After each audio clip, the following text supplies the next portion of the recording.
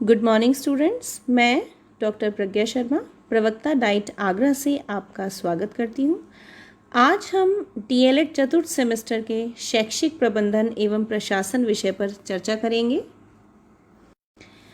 आज हमारी चर्चा के जो बिंदु रहेंगे वे होंगे विद्यालय प्रबंधन का अर्थ, विद्यालय प्रबंधन की प्रक्रिया, विद्यालय प्रबंधन की विशेषताएं, विद्यालय प्रबंधन के मुख्य उद्देश्य, विद्यालय प्रबंधन के कार्य एवं विद्यालय प्रबंधन का महत्व। इन सभी बिंदुओं के लिए हमारे जो उद्देश्य रहेंगे आप सभी के लिए वे हैं, आप सबको विद्यालय प्रबंधन अर्थ समझाना, आपको विद्यालय प्रबंधन की प्रक्रिया से परिचित कराना, विद्यालय प्रबंधन की विशेषताएं बताना, आपको विद्यालय प्रबंधन के मुख्य उद्देश्य समझाना, विद्यालय प्रबंधन के कार्य को स्पष्ट करना एवं विद्यालय प्रबंधन के महत्व से आप सभी को परिचित कराना। ये सभी हमारे आज की चर्चा के उद्देश्य रहेंगे। आइए तो सबसे पहले हम चर्चा करेंगे विद्यालय प्रबंधन के अर्थ पर। जैसा कि हम सभी जानते हैं, शिक्षा एक जीवन पर्यंत चलने वाली प्रक्रिया है। इसकी सफलता उत्तम प्रबंधन पर ही निर्भर करती है, इसलिए शिक्षा जगत की सफलता उसके प्रबंधन पर निर्भर करती है। जैसे कि ओलिवर शेल्डन ने कहा है, प्रबंधन विद्यालय की वह जीवनदायिनी शक्ति है जो संगठन को शक्ति देता है, संचालित करता है एवं नियंत्रित करता है। यानी कि अगर हम बात करें, एनर्जी फोर्स हमें संगठन से मिलती है, रेगुलेशन भी हम संगठन से ही कर पाते हैं और जो कंट्रोलिंग पावर है वो भी संगठन ही करता है। इस प्रकार हम कह सकते हैं कि प्रबंधन क्या होता है। प्रबंधन व्यक्तियों से कार्य कराने की कला एवं विज्ञान दोनों ही है। इसमें व्यक्तियों और कार्यकर्ताओं से एक ग्रुप में यानी कि समूह में संगठित रूप से निर्धारित समय में कार्य कराया जाता है और इसमें ग्रुप एक्टिविटीज़ को या हम कह सकते हैं सामूहिक क्रियाओं को बढ़ावा दिया जाता है। अब आगे चलते हैं। प्रबंधन की प्रक्रिया की ओर। प्रबंधन की प्रक्रिया के अंतर्गत जो कार्य आते हैं या जो हम कह सकते हैं कि प्रबंधन की प्रक्रिया में कौन कौन सी चीज़ें सम्मिलित रहती हैं, तो उसमें आता है सबसे पहले, अर्थात हम किस प्रकार से अपने कार्य की प्लानिंग करते हैं। उसके पश्चात हमारा संगठन आता है कि जो हमने प्लानिंग की है यानी हमने जो नियोजन किया है हम उसको किस प्रकार से ऑर्गेनाइज करते हैं। इसके पश्चात जो ऑर्गेनाइजेशन हमने किया है उसको हम किस प्रकार प्रशासित करते हैं। अब प्रशासन के पश्चात निर्देशन और निर्देशन के पश्चात नियंत्रण, अर्थात ये एक साइक्लिकल वे में चलता है कि पहले हमें प्लानिंग करनी है, प्लानिंग के पश्चात हमें उसका संगठन करना है, संगठन के पश्चात हम प्रशासन करेंगे, प्रशासन के बाद हमें गाइडेंस देना होगा और गाइडेंस देने के बाद हम उसका नियंत्रण करेंगे। तो ये प्रबंधन की प्रक्रिया इस प्रकार से चलती है। अब आगे चलते हैं। आगे हम जिन पर चर्चा करेंगे, जिन विशेषताओं पर, वो इस प्रकार से होंगी। पहले तो हम ये जानते हैं कि विद्यालय प्रबंधन में खास जो विशेषताएं होती हैं वे क्या होती हैं। एक संगठन में कार्यरत व्यक्तियों के प्रयासों से कुछ निश्चित उद्देश्यों को प्राप्त करने के लिए हम लोग नियोजन, निर्देशन और समन्वयन करते हैं। और अर्थात विद्यालय प्रबंधन आखिर है क्या। विद्यालय प्रबंधन विशिष्ट उद्देश्यों को प्राप्त करने के लिए कुछ प्रयास हैं जो कि नियोजित, समन्वित, अभिप्रेरित एवं नियंत्रित तरीके से किए जाते हैं और इसमें हम क्या करते हैं, मानवीय एवं भौतिक स्रोतों में समन्वय स्थापित करते हैं। जैसे कि जो ह्यूमन रिसोर्स है और जो इंफ्रास्ट्रक्चरल हो गए या हम जिसको कह सकते हैं कि जो भौतिक सामग्री है, उन सब में हमें समन्वय स्थापित करना होता है। अब आगे चर्चा करेंगे कि इसकी विशेषताएं क्या क्या हो सकती हैं। तो जो इसकी विशेषताओं में सबसे पहला इसकी विशेषता है वो है लचीलापन। अब लचीलेपन का अर्थ ये है कि क्योंकि हमें ह्यूमन रिसोर्स और भौतिक रिसोर्स या भौतिक स्रोत, हमें इन दोनों ही तरीके के जो स्रोत हैं मानवीय और भौतिक, उनको समन्वय में स्थापित करना है। तो उनमें लचीलापन अवश्य होना चाहिए। यदि लचीलापन नहीं होगा तो हम कोई भी जो बदलाव है या जो परिवर्तन है उसको हम समन्वित नहीं कर पाएंगे। आगे चलते हैं। अगली जो विशेषता विद्यालय प्रबंधन की है वो है व्यवहारिकता, अर्थात विद्यालय प्रबंधन में व्यवहारिकता, प्रैक्टिकेबिलिटी होनी चाहिए, ताकि जो नई नई चीज़ें हैं हम उनको अपने विद्यालय प्रबंधन में समन्वित कर सकें। अगली विशेषता पर आते हैं। अगली विशेषता है कि जो विद्यालय प्रबंधन है वो राष्ट्र की सामाजिक, राजनीतिक तथा दार्शनिक नीतियों एवं मूल्यों के अनुरूप होना चाहिए। जो भी नीतियाँ बन रही हैं हमें उसके अनुसार ही अपने विद्यालय प्रबंधन को ढालना होगा। अगली विशेषता इसकी है विद्यालय प्रबंधन शिक्षा के अपेक्षित उद्देश्यों की प्राप्ति के लिए एक समन्वित प्रयास के रूप में होना चाहिए। ये समन्वित प्रयास का अर्थ यहाँ पर इससे है कि जब हम कोई भी प्रयास विद्यालय प्रबंधन में कर रहे हैं तो वो किसी एक व्यक्ति का प्रयास नहीं है, वो सभी लोगों का मिला जुला समन्वित प्रयास होना चाहिए।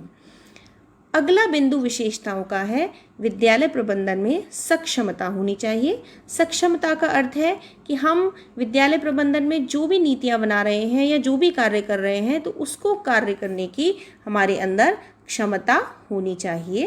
तो ये इसकी मुख्य ये विशेषताएं थी।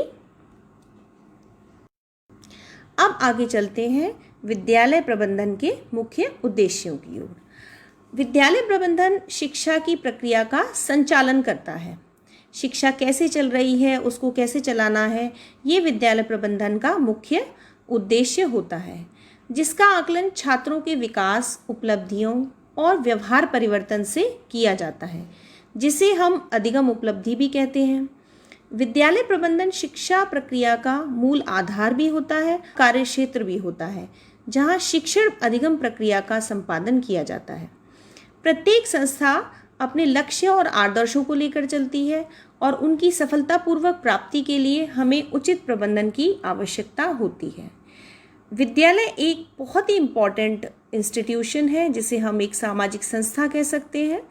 अतः इसकी एक जो प्रबंधात्मक व्यवस्था है वो भी बड़ी स्ट्रॉन्ग होनी चाहिए। बिना किसी प्रभावशाली प्रबंधन के विद्यालय जीवन में अव्यवस्था ही फैल जाएगी, और एक प्रभावशाली प्रबंधक विद्यालय में उचित व्यवस्था करता है। वो उचित व्यक्तियों को उचित स्थान पर उचित समय में उचित ढंग से व्यवस्थित करता है। तो जब इतने सारे हम चीज़ों को लेकर चलते हैं, इतने सारे उद्देश्यों को लेकर चलते हैं, तो इसकी जो मुख्य उद्देश्य हैं वो हम इस प्रकार से जानते हैं कि इसका जो प्रमुख उद्देश्य विद्यालय प्रबंधन का होता है वो लक्ष्यों की निष्ठापूर्वक पूर्ति होता है। शिक्षाविद कुछ निश्चित उद्देश्यों को बनाते हैं और उन निश्चित जो उद्देश्य बने हुए हैं उन्हें हमें निष्ठापूर्वक पूरा करना होता है, अर्थात उनकी पूर्ति करनी होती है। सिर्फ बनाना ही हमारा उद्देश्य नहीं है, उनको पूरा करना भी हमारा उद्देश्य होता है।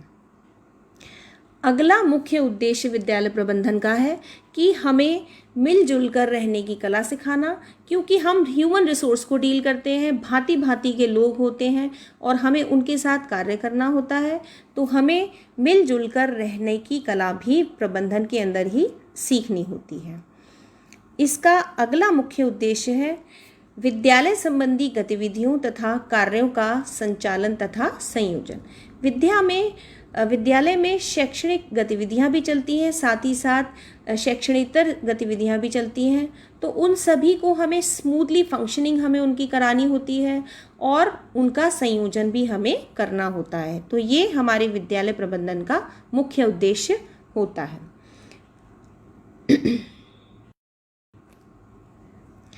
अगला विद्यालय प्रबंधन का मुख्य उद्देश्य है विद्यालय में सहयोग की भावना लाना तथा जटिल कार्यों में सुगमता लेकर आना। इस प्रकार से हम कैसे कर सकते हैं, ये कार्य कैसे करेंगे कि विद्यालय में जो भी लोग कार्य कर रहे हैं वो आपस में मिलजुल कर कार्य करें, सहयोग के साथ कार्य करें, और जो जटिल कार्य भी हैं हमें उन्हें मिलजुल कर करना होता है। हम हमेशा ये नहीं कह सकते कि हमें विद्यालय प्रबंधन में सरल कार्य ही करने होंगे। हमें जो भी जटिल कार्य लग रहे हैं हमें उनको मिलकर करना होगा। आगे चलते हैं। अगले मुख्य उद्देश्य जो विद्यालय प्रबंधन के वे हैं विद्यालय को सामुदायिक केंद्र के रूप में बनाना, क्योंकि हम मिनिएचर सोसाइटी भी कहते हैं। जो विद्यालय है वो एक छोटा सा समाज होता है, तो इस कारण से हमें उसे सामुदायिक केंद्र के रूप में स्थापित करना भी हमारा मुख्य उद्देश्य होता है। अगला विद्यालय का प्रबंधन का मुख्य उद्देश्य है शिक्षा संबंधी प्रयोग तथा अनुसंधान के लिए समुचित व्यवस्था करना। अब शिक्षा में नित दिन नए प्रयोग होते रहते हैं, नई रिसर्चेज चलती रहती हैं, तो हमें उन सब की व्यवस्था करनी होगी ताकि हम अपने विद्यार्थियों के लिए कुछ नया कर सकें, कुछ भिन्न कर सकें और अनुसंधान के द्वारा हम अपने जो कार्य प्रणाली है उसमें इम्प्रूवमेंट ला सकें। ये हमारा विद्यालय का मुख्य उद्देश्य होता है। तो इस प्रकार से हमने देखा कि ये प्रमुख उद्देश्य थे विद्यालय प्रबंधन के। अब आगे चलते हैं विद्यालय प्रबंधन के कार्यों की ओर। ये हमारा अगला चर्चा का बिंदु है। विद्यालय प्रबंधन का क्षेत्र बहुत ही व्यापक होता है, बहुत ही बड़ा होता है और इसमें वो सारी शैक्षिक योजनाएं आ जाती हैं जो कि हमारी डेमोक्रेसी को पुष्ट करती हैं, हमारे प्रजातंत्र की आवश्यकताओं को पूर्ण करती हैं। विद्यालय प्रबंधन का संबंध विद्यालय प्रणाली के सभी सदस्यों और कार्यों से होता है, अर्थात विद्यालय प्रणाली में जितने भी सदस्य आएंगे, जितने भी कार्य आएंगे, उन सबको ही हमें डील करना है, हमें उन सब से ही संबंध रखना होता है। अब वो कौन कौन से हो सकते हैं? वो प्रधानाध्यापक हो सकता है, वो छात्र हो सकता है, वो इंटरपर्सनल रिलेशनशिप्स हो सकते हैं, टीचर स्टूडेंट के हो सकते हैं, छात्र अध्यापक के संबंध हो सकते हैं, विद्यालय का समाज से संबंध हो सकता है, कर्मचारी और अध्यापक का वर्ग का संबंध हो सकता है, प्रधानाध्यापक अध्यापक का संबंध हो सकता है, विद्यालय एवं राज्य का संबंध हो सकता है। तो इतने सारे जो मुद्दे होते हैं उससे संबंधित हमें कार्य करने होते हैं। तो आइए जानते हैं कि विद्यालय प्रबंधन के मुख्य कार्य क्या होते हैं। विद्यालय प्रबंधन का प्रथम मुख्य कार्य है विद्यालय प्रबंधन के उद्देश्यों का निर्माण करना। अब ये किस प्रकार है? विद्यालय प्रबंधन में हमें सबसे पहले अपने उद्देश्यों का निर्माण करना है कि हमें आखिर कौन सा उद्देश्य लेकर चलना है जिससे कि हम अपने जो अधिगम है उसकी संप्राप्ति का बेस्ट लेवल या उसका जो सबसे सर्वोत्तम स्तर है हम उसको प्राप्त कर सकें। अगला कार्य विद्यालय प्रबंधन का होता है कि अध्यापक वर्ग के कार्यों में समन्वय स्थापित करना। अब क्योंकि हमें एक जो हमारा मेजर पॉइंट होता है या हम उसको कह सकते हैं जो हमारी मेजर स्ट्रेंथ होती है वो अध्यापक वर्ग होता है और अध्यापक वर्ग को कई प्रकार के कार्य करने होते हैं, तो उनके कार्यों में हमें समन्वय स्थापित करना होता है अपने प्रबंधन के द्वारा। अगला कार्य विद्यालय प्रबंधन का है विद्यार्थियों का वर्गीकरण एवं समूहीकरण। हम जैसा कि सभी लोग जानते हैं कि विद्यार्थी कभी भी एक जैसा नहीं होता है। विद्यार्थियों के अंतर्गत बहुत सारे तरीके के विभेदीकरण पाए जाते हैं, इंटरपर्सनल डिफरेंट इंडिविजुअलाइजेशंस होते हैं, उनके अंतर्गत बहुत सारी भिन्नताएं होती हैं। हर विद्यार्थी एक दूसरे से भिन्न होता है और अनोखा होता है। तो हमें प्रबंधन में उन विद्यार्थियों का समूहीकरण करना होता है, उनके ग्रुप्स बनाने होते हैं और उनका क्लासिफिकेशन करना होता है। ये हमारे विद्यालय प्रबंधन का कार्य होता है। अगला कार्य है पाठ्य सहगामी क्रियाओं का संगठन। अब पाठ्य सहगामी क्रियाओं का संगठन, पाठ्य सहगामी क्रियाएं जो कि हमारी शिक्षण कार्य से भिन्न क्रियाएं होती हैं। जैसा कि हम से हैं कि हमें छात्रों का ऑलराउंड डेवलपमेंट करना होता है, उनका सर्वांगीण विकास करना होता है, तो उसके लिए हमें उसको शिक्षणेतर क्रियाएं भी करानी होती हैं और हमें शिक्षण क्रियाएं भी करानी होती हैं। तो जो शिक्षणेतर क्रियाएं होती हैं, पाठ्य सहगामी क्रियाएं होती हैं, उन सभी कार्यों का इस प्रकार से संगठन हो कि हर व्यक्ति, हर बालक का संपूर्ण विकास हो सके, सर्वांगीण विकास हो सके और वो अपनी रुचियों, अपनी आवश्यकताओं के अनुसार अपना विकास कर सके। अगला विद्यालय प्रबंधन का कार्य होता है पाठ्यक्रम का नियोजन एवं कार्य विभाजन। जैसा कि हम सभी जानते हैं कि करिकुलम हमें मिला हुआ होता है और उस करिकुलम का हमें नियोजन करना है कि हम किस प्रकार से उसको प्लानिंग करेंगे और प्लानिंग के बाद में हमें कौन सा सब्जेक्ट किसे देना है, कौन सा कार्य हमें किसे देना है, ये हमें कार्य विभाजन अपना करना होता है। अगला विद्यालय प्रबंधन का कार्य है विभिन्न सेवाएं जैसे कि भवन, उपकरण, प्रयोगशाला, पुस्तकालय, स्वच्छता, इन सभी चीज़ों का उचित प्रबंध करना। ये सभी भौतिक सुविधाएं होती हैं जो कि इनडायरेक्टली हमारे शिक्षण सेवाओं पर अपना प्रभाव डालती हैं। तो इन सभी का ये जितनी भी सेवाएं हैं, इन सभी का सर्वोचित रूप से हमारा प्रबंधन करना हमारे प्रबंधन के अंतर्गत आता है और इनको अच्छे तरीके से प्रबंधन करना हमारी सेवाओं में आता है। तो इनका भी हमें विशेष ध्यान रखना होता है और ये भी हमारे कार्यों के अंतर्गत आता है। अगले कार्य की तरफ चलते हैं विद्यालय प्रबंधन के। वे हैं विद्यालय में अनुशासन बनाए रखना। अनुशासन बनाए रखना बेहद आवश्यक होता है विद्यालय में, ताकि जब विद्यालय में अनुशासन होगा तभी सारी क्रियाएं स्मूथली, या हम कह सकते हैं स्मूथ, अच्छे तरीके से चल पाएंगी। ये बहुत ज़रूरी है कि हम विद्यालय में अनुशासन को बनाए रखें। अगला विद्यालय प्रबंधन का कार्य है स्वच्छता से संबंधित कार्यक्रमों को चलाना और कार्यक्रमों का गठन करना। जैसे कि आज कोविड-19 पैंडेमिक में हम लोग देख ही रहे हैं कि स्वच्छता का, स्वास्थ्य का हमारे जीवन में बहुत ही महत्वपूर्ण योगदान होने लगा है। हालांकि ये पहले भी था, लेकिन आज स्वच्छता की और भी ज़्यादा वैल्यू होती जा रही है और भी ज़्यादा इसकी महत्व बढ़ता जा रहा है। तो इसलिए ये आवश्यक है कि हम स्वच्छता का विशेष विद्यालयों में ध्यान रखें और स्वास्थ्य शिक्षा के लिए भी भिन्न भिन्न कार्यक्रमों का हम गठन करते रहें। अगला विद्यालय प्रबंधन का कार्य है विद्यालय का बजट बनाना एवं विद्यालय के कार्यालय की देखभाल करना। विद्यालय का ऑफिस भी एक बहुत ही महत्वपूर्ण भाग होता है हमारे विद्यालय का, क्योंकि विद्यालय के बहुत सारे रिकॉर्ड्स जो होते हैं वो हमारे विद्यालय के कार्यालय में ही मिलते हैं। तो वहाँ जितनी भी एसेसरीज़ हैं उनकी व्यवस्था करना, वहाँ कौन सी चीज़ों की आवश्यकता है, कौन सी ऐसी चीज़ें हैं जिनको हमें नया लाना है, कौन सी ऐसी चीज़ें हैं जिसमें पुरानी चीज़ों में हमें मेंटेनेंस रखनी है, उन सभी चीज़ों का हमें ध्यान रखना विशेष आवश्यक होता है। तो विद्यालय का ऑफिस भी हमारे लिए इक्वली ही इम्पॉर्टेंट होता है। और आगे जैसे कि हमने बात की विद्यालय का बजट बनाना, विद्यालय में हमें क्या चीज़ें लेकर आनी है, क्या चीज़ें हमें किस प्रकार से एक्सपेंडिचर करना है, ये सारे कार्य भी हमारे विद्यालय प्रबंधन के अंतर्गत आते हैं। अगला विद्यालय प्रबंधन का कार्य है विद्यालय एवं समाज के कार्यों में समन्वय लेकर आना।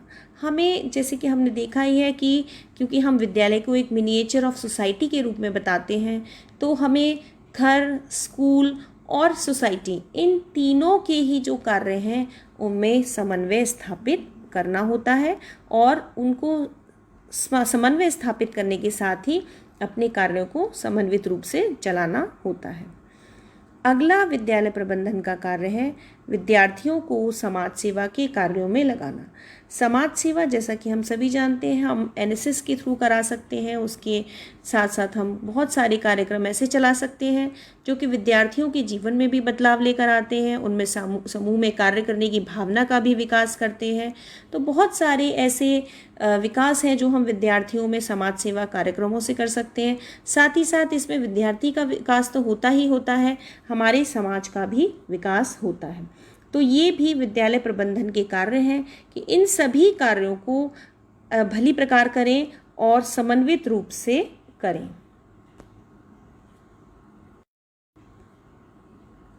विद्यालय प्रबंधन के अगले कार्य हैं मिलजुल कर सारे कार्य को करने की भावना का विकास करना। ये कब संभव होगा?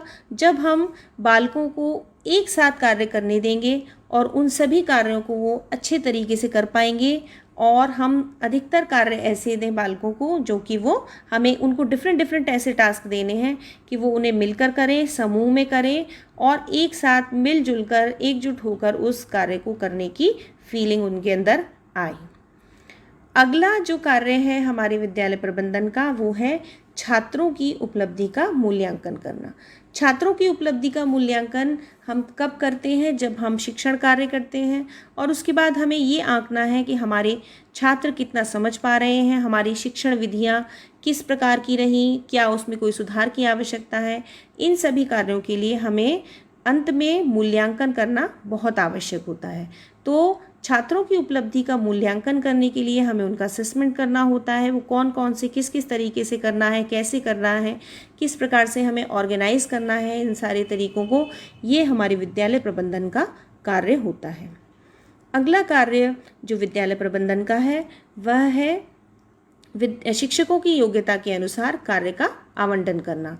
हम सभी की भिन्न भिन्न योग्यताएं होती हैं, भिन्न भिन्न रुचियां होती हैं। तो जो हम बेहतर तरीके से कर सकते हैं, या जो शिक्षकों की बेस्ट पॉसिबिलिटीज़ होती हैं, शिक्षकों की जो सबसे सर्वोत्तम योग्यताएं हैं, सर्वोत्तम रुचियां हैं, उनके अनुसार विद्यालय प्रबंधन को उनको कार्य करने होते हैं, ताकि वो अपना बेस्ट आउटपुट उसमें दे सकें। तो ये हमारे विद्यालय प्रबंधन का कार्य होता है। अगला कार्य है विद्यालय की नीतियों का निर्माण करना। जैसा कि हमने शुरुआत में बात की थी कि विद्यालय की कुछ उद्देश्य होते हैं, और निश्चित उद्देश्यों को जब हम बनाते हैं तो उन उद्देश्यों की पूर्ति के लिए हमें अपनी नीतियाँ भी बनानी होंगी। तो उन नीतियों का निर्माण भी विद्यालय प्रबंधन के द्वारा किया जाता है। अगला विद्यालय प्रबंधन का कार्य है नीतियों एवं कर्तव्यों में सामंजस्य बनाना। अब जैसे कि हमने बात की कि हमने कुछ नीतियाँ, हमारे कुछ उद्देश्य थे, हमने कुछ उनके अनुसार नीतियाँ बनाई, तो जो हमारे उद्देश्य और नीतियाँ हैं उसके अनुसार ही हमारे अध्यापकों के कर्तव्य पालन होने चाहिए, और इन उद्देश्यों, नीतियों और अध्यापकों के कर्तव्य पालन में हमें सामंजस्य बिठाना होगा, हमें सामंजस्य बनाना होगा। तो ये हमारे विद्यालय प्रबंधन का अगला कार्य होता है। और अंतिम इसका जो कार्य हम चर्चा करेंगे जिसके बारे में, क्योंकि विद्यालय एक ऐसा हम मिनिएचर सोसाइटी इसको बोल सकते हैं, एक ऐसा इंस्टीट्यूशन होता है जिसमें हमें बहुत सारे अधिकारियों से अपने कार्य को मिलजुल कर करना होता है। तो विद्यालय का प्रबंधन का ये भी कार्य होता है कि विद्यालय विभागीय अधिकारियों से सहयोग का आदान प्रदान करें और विद्यालय प्रबंधन के सभी कार्यों को बहुत ही अच्छे तरीके से चलने दें और उसमें उन सभी का सहयोग प्राप्त करें। आइए आगे हम विद्यालय प्रबंधन के महत्व पर चर्चा करते हैं। एक सुव्यवस्थित तरीके से वर्तमान आवश्यकताओं के अनुरूप हर विद्यार्थी तक अपने ज्ञान को पहुंचाने का सबसे व्यापक, महत्वपूर्ण, सशक्त माध्यम विद्यालय की शिक्षा व्यवस्था ही होती है। ये हम सभी इस पर एग्री करते हैं। विद्यालय संपूर्ण शैक्षिक प्रक्रिया की एक मोस्ट इम्पॉर्टेंट या एक आधारभूत संगठनात्मक इकाई होती है। हर संस्था अपने लक्ष्य और आदर्शों को लेकर चलती है, और उसकी सफलतापूर्वक प्राप्ति के लिए हमें उचित प्रबंधन भी करना होता है। ऐसे ही हम विद्यालय में भी प्रबंधन करते हैं। विद्यालय प्रबंधन की आवश्यकता और महत्व दिनों दिन बढ़ता ही जा रहा है, क्योंकि विद्यालयों के द्वारा प्रदान की जाने वाली जो सेवाएं हैं उनमें नित प्रति वृद्धि होती जा रही है, वो आगे आगे बढ़ते ही चले जा रहे हैं। विद्यालयों से अनेक प्रकार की सामाजिक, सांस्कृतिक और राजनीतिक प्रतिभाओं का जन्म होता है। जैसा कि हम सभी जानते हैं कि जो भी प्रतिभा है वो विद्यालय से ही निकलती है। तो इस कारण से सभी विद्यालय प्रबंधन का परिणाम होते हैं, और शिक्षा की गुणवत्ता को बनाए रखने के लिए विद्यालय में एक कुशल प्रबंधन की बहुत ज़्यादा आवश्यकता होती है, जो विद्यालय के वातावरण में सुधार भी करे, शिक्षा की गुणवत्ता में भी वृद्धि करे, और इस तरीके से वर्तमान में विद्यालय के प्रबंधन की आवश्यकता बहुत ही ज़रूरी होती जा रही है। तो आइए अब हम चर्चा करेंगे कि विद्यालय प्रबंधन का महत्व, हम उसको कह सकते हैं, आवश्यकता भी कह सकते हैं, कि किन कारणों से होती है या क्या इसका महत्व है। तो विद्यालय प्रबंधन का सबसे पहला महत्व है कि विद्यालय प्रबंधन के द्वारा विद्यालय के लिए उपलब्ध मानवीय और भौतिक संसाधन जो होते हैं उनका हमें सर्वोत्तम उपयोग करना होता है, और अन्य आवश्यक संसाधनों की भी व्यवस्था करनी होती है। तो इस कारणों से इनका सर्वोत्तम उपयोग करने के लिए विद्यालय प्रबंधन का बहुत ही महत्व है, और इसकी आवश्यकता भी उतनी ही होती है। अगला महत्व है बालकों के सर्वांगीण विकास के लिए विद्यालय प्रबंधन के द्वारा विभिन्न प्रकार की नई नई योजनाओं का निर्माण किया जाता है। यानी कि विद्यालय प्रबंधन हमेशा कुछ न कुछ नया करता रहता है, जिससे कि जो बालक हैं उनके सर्वांगीण विकास को हम कर सकें। अगला महत्व इसका है कि विद्यालय के समस्त कर्मचारियों के उत्तरदायित्वों का बंटवारा बहुत ही कुशलता के साथ और सूझबूझ के साथ विद्यालय प्रबंधन करता है, जिससे कि हम शैक्षिक उद्देश्यों को आसानी से प्राप्त कर सकते हैं।